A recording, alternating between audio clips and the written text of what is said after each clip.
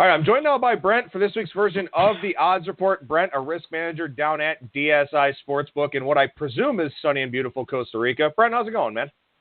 Well, you kind of like rubbed me the wrong way to start off there. We actually got rain today. There's a little bit of rain coming down right now. Now, it was like around 27, 28 Celsius, so it's still nice and warm. But I had a little bit of rain yesterday and a little bit of rain today. And honestly, for January, it's not unheard of, but it is kind of rare. So I'm not going to complain about a few drops of rain though, based on where you are. No, you shouldn't complain at all, to be completely honest with you. And hey, it's a good day for you to be inside watching the NFL markets, and we'll talk about that here in a second. But before we do that, I want to wrap up the college football season here. How did Monday night go for you? Because it was a very interesting game. Georgia with a comfortable lead at halftime. Nick Saban makes that move to go with the backup quarterback. I'm not going to butcher the poor kid's name on here, but Tua did a fantastic job for them. How did you wind up as a sportsbook with that game? Yeah, it's interesting you mentioned, I guess, Saban is who he is because he makes calls like that, and that was I'll say ballsy to go with a freshman like he did. It was weird though. Like as soon as they came out that second half, I just had a bad feeling that Alabama was just going to turn things around and they looked good. This is even before they scored the touchdown. I said to one of the guys here, I said I just got a bad feeling about Bama here. Our chart, pregame, we weren't too bad. We actually did need Georgia straight up. Now, it was not a huge decision, but we did need Georgia. The sharper money that we touched on the show prior was Georgia plus 4.5 being sharp. So I did kind of, you felt a little bit comfortable in terms of having Alabama money that the public had bet on, the sharp money that did come in Georgia. Now, again, it wasn't a huge decision, but we did definitely need Georgia, so that was good for us. But anytime when you've got a big game like this, kind of like a one-off, it was basically the only thing going on at that time.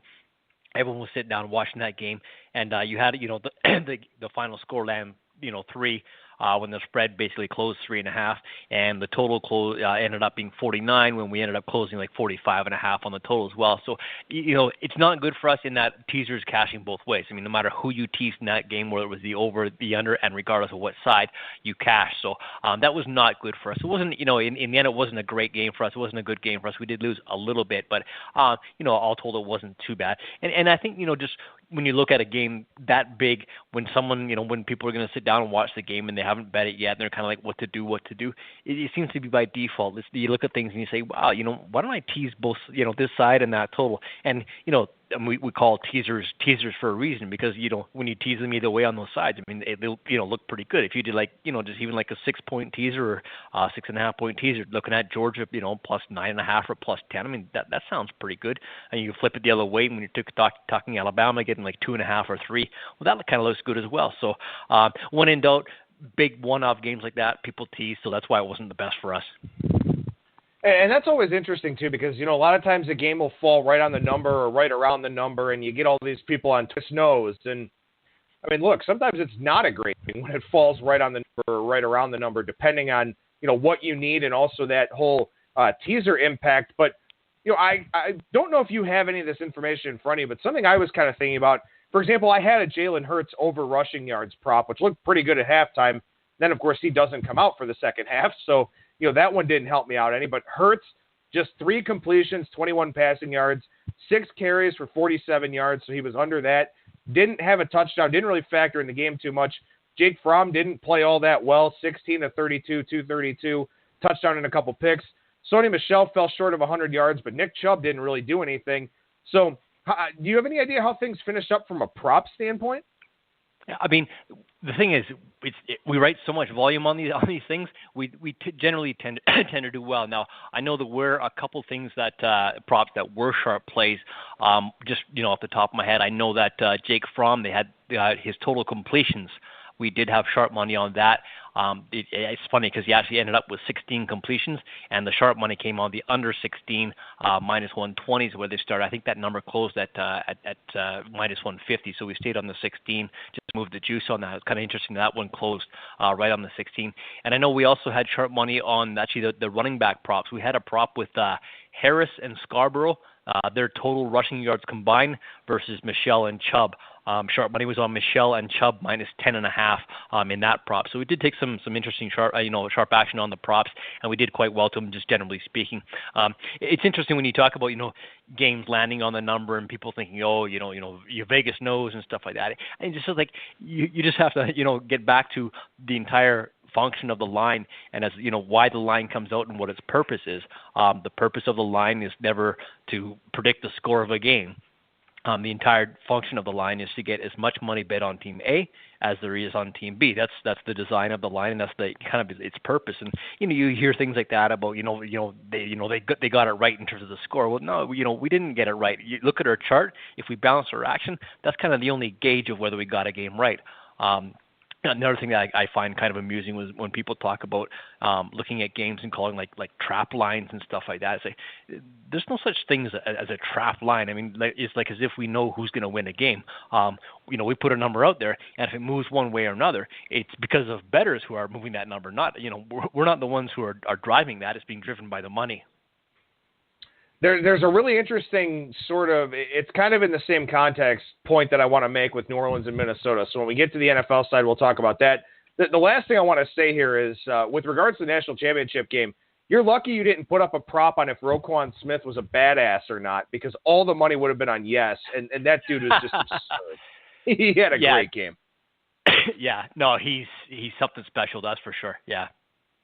All right, let's transition over to the NFL side here. Look at the 4 games in the divisional round. We're going to go in rotation order here. Not all of these games have sharp action, although 3 of them do, so that makes for some interesting commentary here on today's version of the Odds Report. But game 301-302, Atlanta takes on Philadelphia, as you've heard here throughout the week on Bang the Book Radio.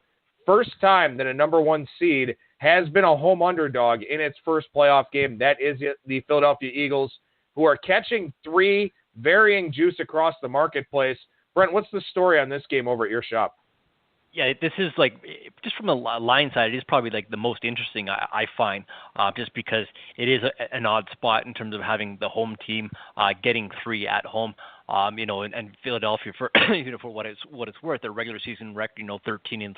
You're not talking about Atlanta, who is 10-6, and it's something's wrong here. But obviously, there's factors that go into this, namely the quarterback situation for Philadelphia. So that kind of does change things. And yeah, I mean, we've had pretty decent action on this one. My total's pretty much dead flat, as you see. There hasn't been a whole lot of movement from my end. I came in at 41.5, and I'm sitting at 41 right now. So it has dropped down, but it hasn't been sharp action that dropped the number down. I think it's more the weather, as we talked about previously, does start to become a factor in these late games. It's going to be cold in Philadelphia, cold in New England, of course, and cold in Pittsburgh as well.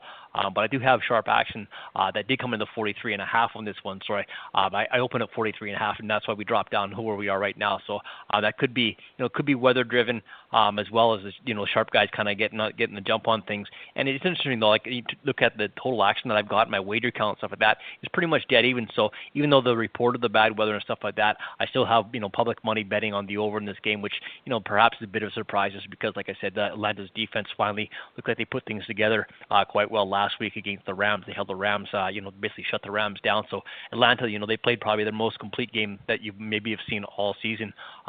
So I've got Falcons right now -3. Now this line on the side, it did kind of open at 3, drop down to 2.5, maybe just for a heartbeat, and boom, we're back up to 3 dog 15 right now. I know there are some 3 -120s out there right now, but sharp action on this one is on the under 43.5. Now, I think it's interesting that your wager count, well, actually, you were talking about your wager count for the total. What does the wager count look like on the spread for this game then? Yeah, spread, I'm almost 2-1 favoring Atlanta. So I've got twice as many bets on Atlanta, and actually my money's the same way. So I don't have any sharp action per se on the side, either side of this game. But so my wager count and my money are both 2-1 favoring the Falcons. Well, and I think that's a pretty good spot for you to be in here, because based on the opinions I've gotten from the professional handicappers on this show and from what I see out there in the marketplace, looks like this game winds up being a little bit of a sharp public split, with the public looking to back Atlanta, the sharp guys taking Philadelphia here in this one. So I think you're probably in pretty good shape to hold tight on that 3 and just move the juice around, right? Yeah, I wouldn't be surprised if this number kind of dropped down a little bit. Like I said, it already did early in the week. Now, when I see a market, the entire market drop on a number, I can kind of gauge whether or not that's sharp money based on what books move their numbers and how much they move. When everyone goes back up, I think it's indicative of the same action that I have here in terms of twice as many bets the other way on Atlantis. So I think that initial drop down was sharp driven. Now it didn't happen here, so I can't really comment for sure that it was sharp action that brought it down. So I am interested to watch this number just because I do have my count one way, and I am 3 minus 05 on Atlanta right now, but I just get a sneaking suspicion this one might drop down. Well, and of course, we are recording this on Thursday evening, so you're going to get an avalanche of money here with this being, the first playoff game. Yeah, there's college basketball going on, but college football's done. So for those that really only bet football, they're kind of going to go on that spending spree a little bit, that shopping spree here with these remaining NFL playoff games. Only 7 games left in the NFL season because I don't count the Pro Bowl. So, you're going to get a lot more action here over the next couple of days, and that should be interesting to see. Do you envision coming off the 3 then or no? It wouldn't surprise me if we ended up at 2.5, put it that way, and it would be sharp money that drove that. I don't see this number going anywhere higher than it is right now. We're the highest on the board at 3 minus 05, and again, that's because I have twice as many bets the other way. So that's why I'm kind of higher than other books. But the only thing I could see this number doing is going down to 2.5. All right, let's go to the first AFC game of the weekend. Tennessee takes on New England. No particularly notable sharp action here in this one yet over at DSI, but again, we've got more than 48 hours as we're recording on Thursday evening until this game actually kicks off, game 303, 304. New England is a significant favorite here of 13.5. Yeah, it's obviously a real big number. I mean, Tennessee, you could argue between Tennessee and Buffalo, which of those two teams were perhaps the worst team in the playoffs. And, even Tennessee off the win last week, it was a big win when you go into Kansas City down 21-3 at the half and you end up winning 22-21. It's interesting that game, just looking back, like when Travis Kelce went out, it just everything kind of stopped for Kansas City. The whole momentum of the game switched. And obviously Tennessee got a great effort from the running game as well. So, I mean, they look good in beating Kansas City, but I mean, it's kind of easy to poke holes through Kansas City, I think, the way the ebb and flow that they have during the season. Now that you're going, into New England, when you're talking about, I think New England kind of gets, this conception sometimes that they don't have, one of the better defenses, but they got a great offense. But if you look at, points allowed and stuff like that, I think New England's like, probably top 5 in the league in terms of points allowed. I mean, they're a decent defense. They're one of those bend and don't break types, and they've been like that for a long time. They scored probably the second most points in the league, so they're right up with that. And so all those factors involved me sitting at 13.5. I've got other books out there in the market that are 13. That kind of gives you, an idea that I've got 3 times as many bets on New England, and my money is about 4 times as high on New England. So they're sitting, like I said, at home, probably, perhaps facing the worst playoff team that's in there right now. Tennessee, I think, was 500 or below 500 on the road, so like 3-5, I think, on the road. It's probably going to be cold, which obviously New England is used to. The Patriots are also getting healthy. I mean, Hogan is healthy, Burkhead's healthy, so they're going to have a lot of options out there. It's just tough to go against New England in a game like this, despite the cold weather too. I mean, you see this number and the total has gone up from 47 to 48. I've got actually 1.5 times many bets on the over. So not quite a 2-to-1 count on the over. So I've got New England money, big count 3-to-1, and a count go towards the over, but 1.5 times favoring the over. So New England and the over, kind of no surprise. No, it's not. And when you look at what Tom Brady and Bill Belichick have done together, about 60% against the spread, and over the last 2 years, the Patriots 27-8 against the number. They were 16-3 last year, 11-5 so far to date this year. I mean, Brent, you just have to be scratching your head at this point, wondering, like, what do I do to get to a point where I actually need New England in a game? I mean, how high can you keep putting their numbers? It almost doesn't matter. Yeah, no, it's rather annoying, Adam. No, there's games like all through the season pretty well. I mean, we're always a little bit higher on New England than whatever the market is. If you look out right now, I mean, there's some, a few books out there that are 13 right now. Some of them are even like 13 minus 05, and I'm sitting at 13.5, and I'm still bombarded one side with New England money. Do you think that changes as we get closer to kickoff? I mean, do you feel like the Sharps are going to come in and tempt fate and go against the Patriots, or do you think that, going to 14 is more likely than this number coming down? if I get my wish, they'll come in on Tennessee. Yeah, I think because the number has gone from 13.5 down to 13 at most places, I think that's kind of the trend. But there's going to be so much public money the other way. I think it's pretty much going to solidify where it is at 13. It might bounce back and forth between 13.5 and 13. But I mean, I think right now, if I'm sitting at 13.5 and everyone else is 13, if they pump up to 13.5, I might be tempted to go to 14 and just kind of play the game of being a half point higher. All right, let's go to Sunday here. Game 305, 306 on the board for the right to probably face the New England Patriots unless something really crazy happens. Jacksonville takes on Pittsburgh. This has been an interesting line to watch throughout the week. Opened 7 at a handful of shops, went up to 7.5, sat 7.5 with extra juice. As of last night, there were quite a few books that were 7.5. Now most of the market down to 7. Yeah, it's interesting with this one too, in that there was, the opening number was 7, and there was 7 like dog money out there. At that point, there was sharp money that did come on Pittsburgh actually. Pittsburgh minus 6.5, minus 115 is where I got sharp money on that one. So this is an interesting game to debate. That's for sure. Just because this is one of those cases where these two teams have played each other already in the season. That was a case where Jacksonville went into Pittsburgh and beat them kind of quite handily. But Pittsburgh, they just at home they just seem like such a strong team. Even though the fact that they did lose, the previous meeting between those two, Antonio Brown is going to be healthy, and Jacksonville. I mean, they don't get a whole lot of credit, but I mean, 10-6, they had a real good season. I think they had like the second fewest points allowed. They scored the 5th most points per game. So they've got a decent offense and a solid defense as well. But I mean, Pittsburgh, it's just tough to go against them. And unfortunately for me, I've got sharp money, like I said, on Pittsburgh minus 6.5, minus 115, and I've got a wager count about 2-1 favoring Pittsburgh. So I've got twice as many bets favoring Pittsburgh, and my money is about 3-1 favoring Pittsburgh as well. Just taking a look at the total, I've also got under money now. Again, that can be a combination of the fact that, Jacksonville's defense was pretty good for most of the season. It wasn't throughout the season, but, they gave up a whole lot of points. I think it was to San Francisco, Seattle as well. That was kind of a higher scoring game. But, that offense looked good, and their defense looked good for most of the season. So it is definitely an interesting game.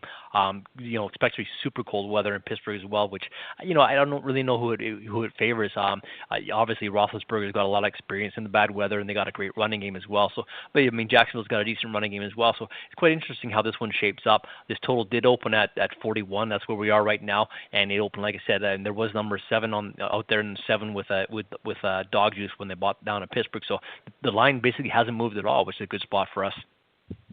Yeah, and that's what I wanted to clarify here. It's not that you had 6.5 on the board. It's that you had 7, minus 0.5, and then they just bought the half point. Yes. Yeah, it's just a half-point buy. And again, that's another thing we talk about. What people think about line movers and what line moves and sharps and stuff like that.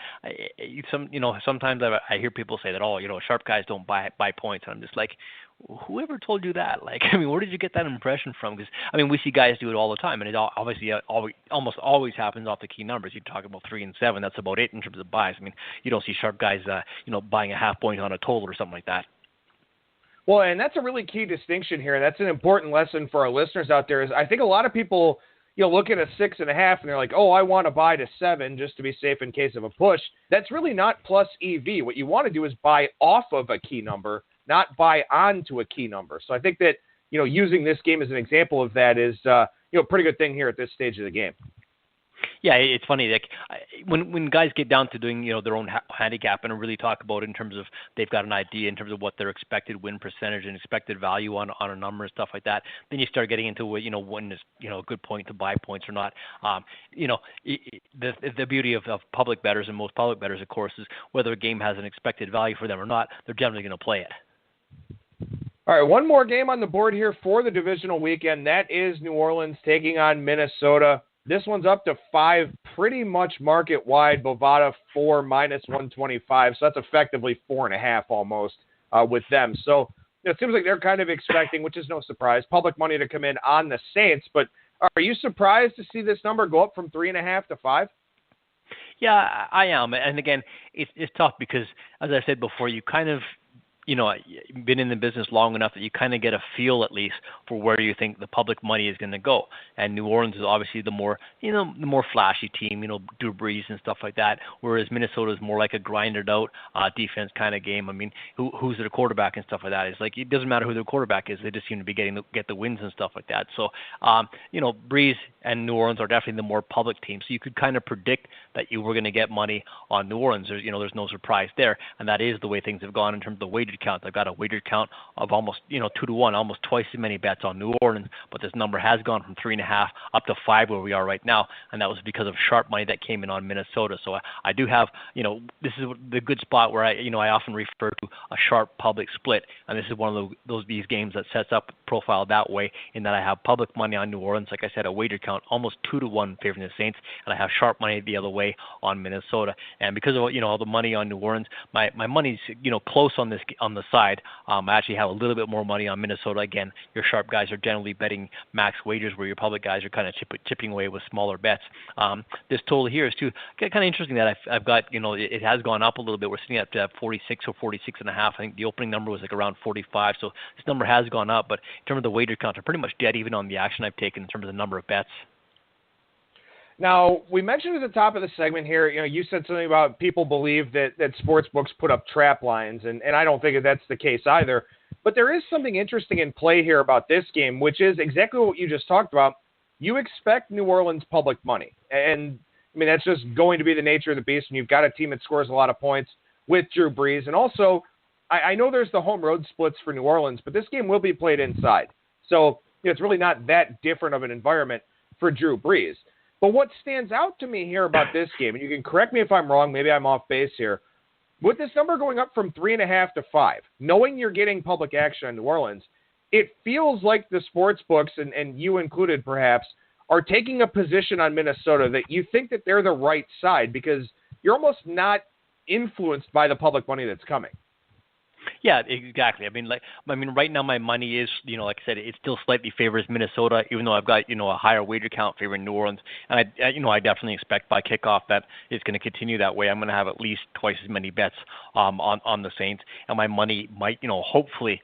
I say hopefully I'll have more money on New Orleans because, again, if you get a chance to position yourself on the same side as the Sharps, you generally do that. And you talk about the home road splits. Yeah, I mean, New Orleans was only 4-4 on the road, but you're right. This is one of those games that's played inside this weekend. But, I mean, Minnesota at home, they were 7-1, so they had, fewest points per game allowed. And, there's a lot of things to like about Minnesota now. I'm no handicapper per se, so I'm not out here picking games. But when you look at things, it's kind of like the confirmation bias. You can convince me pretty easily of a lot of reasons why Minnesota might be the right side. And that's really important for me to drive home for our listeners. So they talk about looking for context clues in the market. And like I said, it looks like the market, the sports books specifically, are taking this Minnesota position because they do know, you're going to get public money in New Orleans +5, maybe New Orleans +4.5, but, you still move more aggressively early in the week on that Minnesota money because it's a position probably worth taking here in this instance. And it's kind of in contrast to the first game where, I guess maybe it's not in contrast, maybe it's along the same lines where you're getting Pittsburgh public money in that game. You just know it's going to happen. But coming off of the 7.5, coming down to 7, having some books out there at 7 flat, again, you're not as worried about that Pittsburgh public money because it's coming and you've already budgeted for that in the way that you've approached the game. Yeah, honestly, with this Pittsburgh game, I'm trying to be, higher than most on out in the market now. There are, a lot of 7s out there, 7 flat and stuff like that. I'm 7 -15 right now. If I'm, if I was 7 -120, which I might be in a day or two, I'll still get Pittsburgh money that way.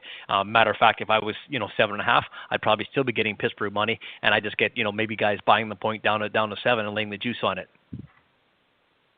Well, Brent, I think it's so interesting here and especially nice that we can go in depth a little bit more with these playoff games. Obviously, just 2 next week, and then the following week we'll talk about the Super Bowl line and then do some prop stuff as well with some of the sharper props that are out there.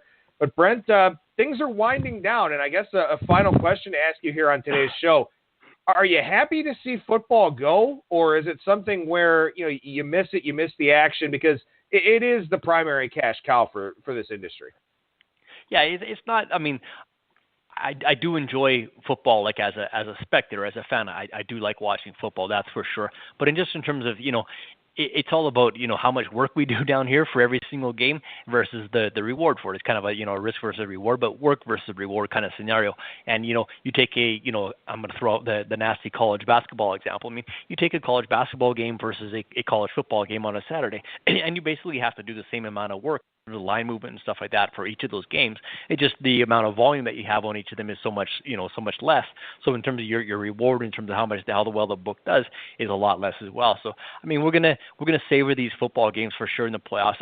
And the thing I really enjoy about these playoffs is obviously the way they're structured in terms of one game before the other and stuff like that. So everyone's gonna bet a whole bucket full on that first game on Saturday. They're gonna bet a whole bucket full on the late game on Saturday night and do the same thing again on Sunday. So it makes for really interesting games for us in terms of, just magnifies in terms of your risk management in terms of what you've got to do. Like this Pittsburgh-Jacksonville game, it's going to be interesting, for us here in terms of evaluating what we do and what's out there in the market. If this number happens to drop the other way in terms of sharp action coming in somewhere on Jacksonville, that'll probably be, that would be good news for me because I can hang on to my 7 or 7 minus 115 if other books, are dropping to, Pittsburgh minus 7 dog 15 or 7 dog 20 and stuff like that. So it's everything kind of gets magnified here. You get games that are runaway games like the Tennessee New England game right now, where I'm sitting at 13.5 when everyone's at 13. But it's kind of the fun of being in this industry is the cat and mouse game. Well, Brent, enjoy this weekend, man. Have fun with it, and we'll talk to you again next week. Thanks for having me on, Adam. Appreciate it.